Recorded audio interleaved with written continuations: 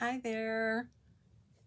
Well, the time got away from me, so we're late today. Sorry, so sorry. Hi, I'm Casey Chisholm Miller, owner and artist at Yaya Made Galveston. And today, instead of a project for you, I've got some studio hacks. Things that I do here in the studio that help make my life easier while I'm sewing or crafting or whatever I'm doing here in the studio. So I'm going to show you a couple of those, and let's see. I'm a little discombobulated because I looked at my phone and it said 3:39, and I thought, oh my gosh, I can't believe I did that. I cooked today. I cooked lunch today, so that threw me off. So let's get started. The first one is storage of bobbins. I use a bobbin case, and it's a two-story job. It's got 2 layers, so I can store quite a few bobbins. And for my computerized machine, my everyday / embroidery machine, I have lots and lots of bobbins. And I can use these bobbins in that machine, and then I have a backup machine. So I have lots and lots of bobbins. And to keep my thread tails from going all over the place, once I store them, I put these little rings around them. And what they are, they're these little ponytail holders. I think they're the ones when you braid your children's hair, their hair is kind of thin sometimes, or we use small braids. This is what you put on the end of the braid. That's what I would imagine, because they're so small. They do stretch quite a bit though, but I don't stretch them when I do them. So when I'm through with the bobbin, I wind the thread to the end, and then I put one of these on it, and that keeps my thread tails from going all over the place. So that is one of the things that helps me in the studio. Another thing, this I saw years and years and years ago in either a magazine or probably in a magazine. And a good place to get hints for your studio is in most of the sewing magazines. They have a section where people tell about their big oopsie and how they fixed it, or they tell about their storage secrets and things like that. And one of the things that drives me bonkers is when I'm through with the thread and I want to secure the thread tail in the little slit, can't find the slit. And so I read years and years ago, you take a Sharpie, and this one I had the thread tail already secure, and I can see the slit right there, and you just mark across that slit with your Sharpie, and that's your signal of where the slit is. And since the slit is 0, you know, it's just a slit, it's open air in that space, it's of course not colored, so you can find the slit easily. And so I have all my thread, and this is one of the reasons when you get thread, where the thread tail is, you usually have to raise the label up a little bit, and eventually the label comes off and you can't find that slit. So that's a very, very handy thing to use, to do. Anything to make my life more simple. And I have a very low aggravation rate these days. I don't know if it's age or, you know, the COVID lockdown or, oh, or what it is, but my aggravation rate is really low. So I do everything I can to stay unaggravated. So I'm going to show you, excuse me a moment.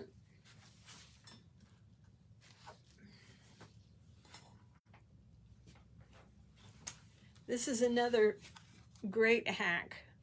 These are, let me move this, clip-on lights. And I have one at almost every one of my sewing stations. I clip it onto a shelf or a bookcase so the light shines on my machine and I can see what the heck I'm doing. And it is very helpful, and it's an inexpensive way to get good lighting. So I'll show you where I'm talking about. I have this one here. And this one is not at any particular, well, it doesn't want to stay now, sewing station, but I use this one for a signal to turn my iron off. I had one of those big steam irons with the tank and everything. Hi, Lori. Hi, Susan. And I didn't use it enough, and so I either sold it or gave it away. I think I gave it away to somebody who would use it and get a lot of use out of it. And it worried me that I couldn't remember to turn the iron off. And then, you know, you leave the house, the iron's on, you rush back home. You know, I don't need the aggravation. So I use just a regular steam iron. And after a while, it shuts itself off. It goes into sleep mode and shuts itself off. And I don't have to worry about it. But I still don't like to leave it on. Anyway, though I know it's gone into sleep mode. So I have my iron and this light plugged into the same surge protector. And when I turn the surge protector on, the iron comes on, the light comes on. And I just leave the light on. So at night when I'm leaving the studio and I've turned out all my overheads and I say, where's that light? This one's on, and it's a signal to me to go turn that surge protector off, and therefore my iron is off. So we do what we need to do. So, and that is not always age related. Iron is an easy thing to forget. So let's see, what shall we do next? Here is, I wish I had, well, I'll show you over here. Oh, okay, I'll do this. I just unplugged this from my sewing machine. Oop, I did something. And when I go to sew, then it won't work and I'll be mad. But anyway, whenever I'm storing cords or something like that, and you never can find the little Velcro thing that is designed for doing that. Hi, Michelle.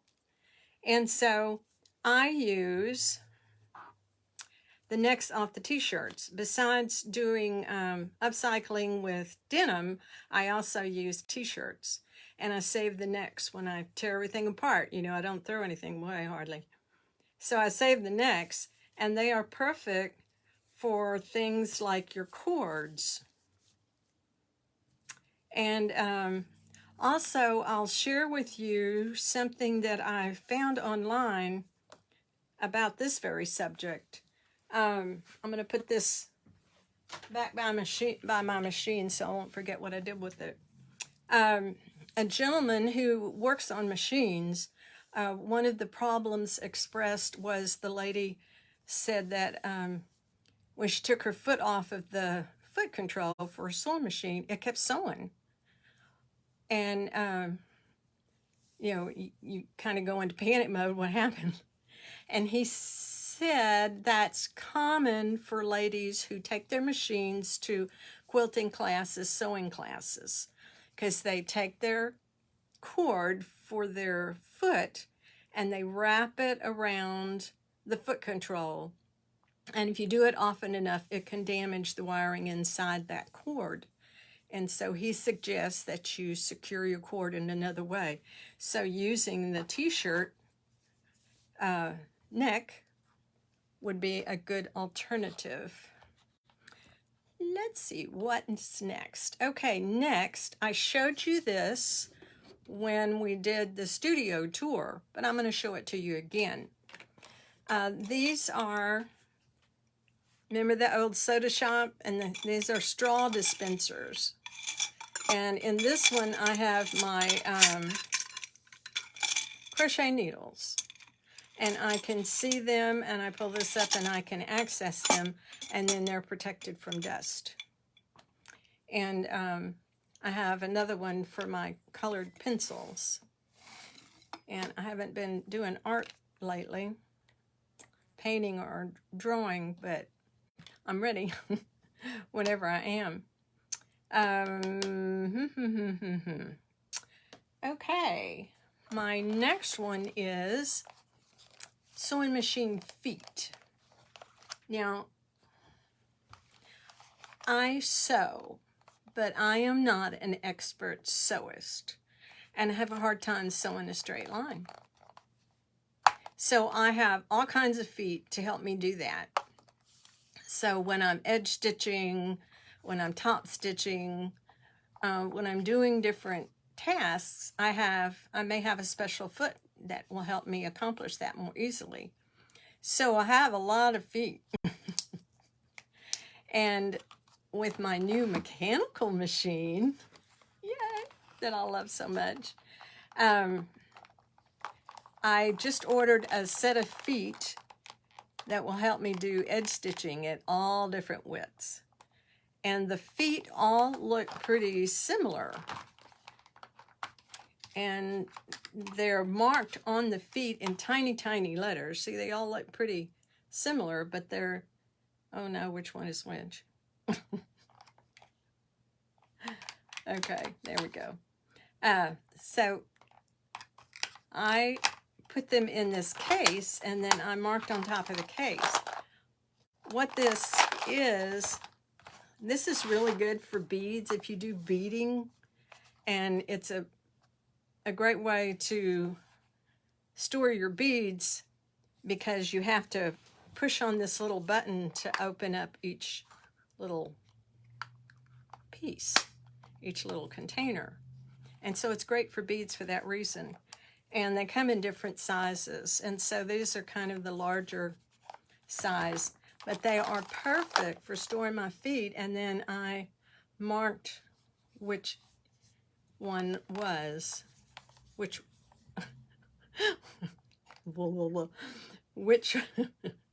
foot is in each one. And it works out so well for me. And let's see. Okay. Talking of edge stitching or seam allowance.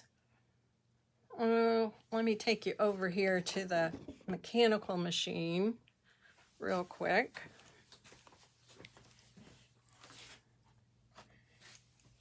And take my other props with me. Okay. Now, I think you've all seen this gadget. It's got a magnet, and it's got this thing here. And what you do is you put it on your machine wherever you want I want a 1/2-inch seam. And so I put it on the machine. Let me see, get around here so you can see it. Where's my finger? Okay, there it is.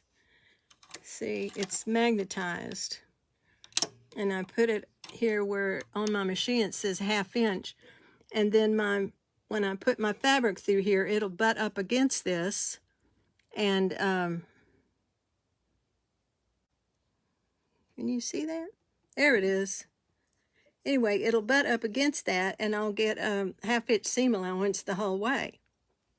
Well, problem being, I can only use this on my mechanical machine.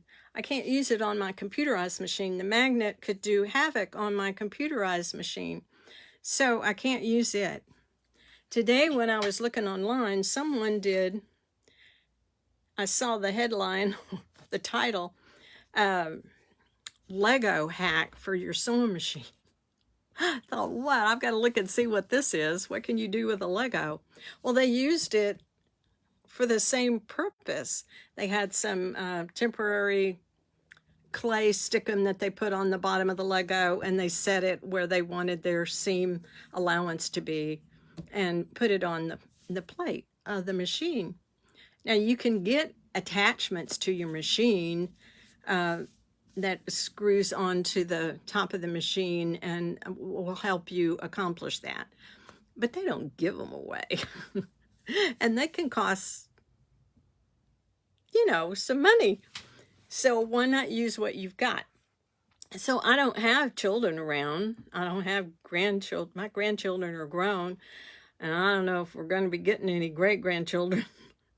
So there are no Legos around my house. So I thought, well, okay, I'm sure there's something. Now, I normally, on my cover stitch machine, I just use masking tape. And you put the masking tape down on the throat of your machine where you want it. Like, I can't tell if you can see that or not. Oh, there it is, yeah. And then, well, I used it on my cover machine, and it worked really fine. But your fabric can go over that tape. So I figured there was something that I owned that I could do that with. So I have this cool, I have this little plastic box. So I just use the masking tape and put it on the machine with the masking tape, and can you see? There it is. Voila, I have my seam guide. You use what you've got. Don't spend a lot of money if you don't have to, and this works. This will work just as well. It may not be party, but it'll work just as well. And let's see. I think I have one more thing to show you. It's an organizational thing. Oh, I will say that I keep my thread. I keep my regular thread. I've showed you this before. It was a silverware tray. It's got 4 drawers, and I keep my thread in it, and it works beautifully. And it's because of the dust. I don't keep any of my threads out. I don't care how clean you are or how clean you keep your house with the air conditioning and all that, you're going to have dust. So I keep my threads covered. So I have my threads in that, and then I have my bobbins in a case to keep them covered. And the last thing I have for you is super simple. You all can do this. We all have this. This is a little thing I keep on my work table to keep stuff I use all the time handy. I have my clips. You know, when you don't want a pen, you can use clips. And then when my pens aren't in use, you know, they go here. And then I have pins and my hammer and a seam ripper and pencils and my scissors, paper scissors. And a big tape measure for measuring non-sewing things. And here's the big tip, toilet paper rolls. The reason I use this here is this hole for pencils and things isn't really deep enough. And they just flop all over everywhere. So the simple and easy solution is I stick a toilet paper roll in there, and it's taller so it holds things better. And they're easier to get to and easier to find. And if I wanted to be fancy, I could cover it with contact paper or fabric or something like that, but I haven't done that. So, and then I think I shared with you, I have one of these at each sewing station and at my work table. And as I fill one up, and then the one at the work table gets emptied more quickly because I sew and I take the pins out and put it at the one there. And when this one gets low, then I just retrieve whichever one's full at whichever sewing station. And it works for me. It works really well. So I think that's going to be all I have for you today. Short and sweet. And hopefully you can use some of those tips. If you have any, share them in the comments. And we can all learn from your wisdom. And I'll ask you, if you haven't already, like my Facebook page, or follow my, I think they're calling it follow now instead of like. Can't keep up. And like and share and comment on this video. And oh, crochet needles. Yeah, that'll work. That's a good way. Susan. Oh, Michelle, that's Michelle is going to do it for her crochet needles. I'm trying to read what y'all are saying, and I'm not a multitasker, so I get sidetracked. Anyway, like and share and comment on this video, and then I'll put it up on YouTube if you like to watch videos on YouTube better than on Facebook. And then visit my Etsy shop. I've added some new bags. I have sewing patterns, handbags. I upcycled denim into handbags, and I think they're kind of neat. And then I have some things upcycled from t-shirts, covers for plant pots and bookmarks and things like that. And my little coin purses, they're called milk money. I have one to show you. I haven't put these online yet. This is called Milk Money, and this one is where I use the t-shirts to spell out the stuff. It says Cash Cow, and it's the top off of a milk carton. And yes, a quarter fits in there perfectly. And it's a great conversation starter when you pull this out and start pulling your change out of it. People, well, what is that? That's really cool. And it's a great stocking stuffer. That's around the corner, gang. Anyway, that's some of the things that you'll find in my store, some fun things. And that is YayaMadeGalveston.etsy.com. And on YouTube, we're also Yaya Made Galveston, as we are here on Facebook. And thank you for watching. We'll see you next week. Stay safe.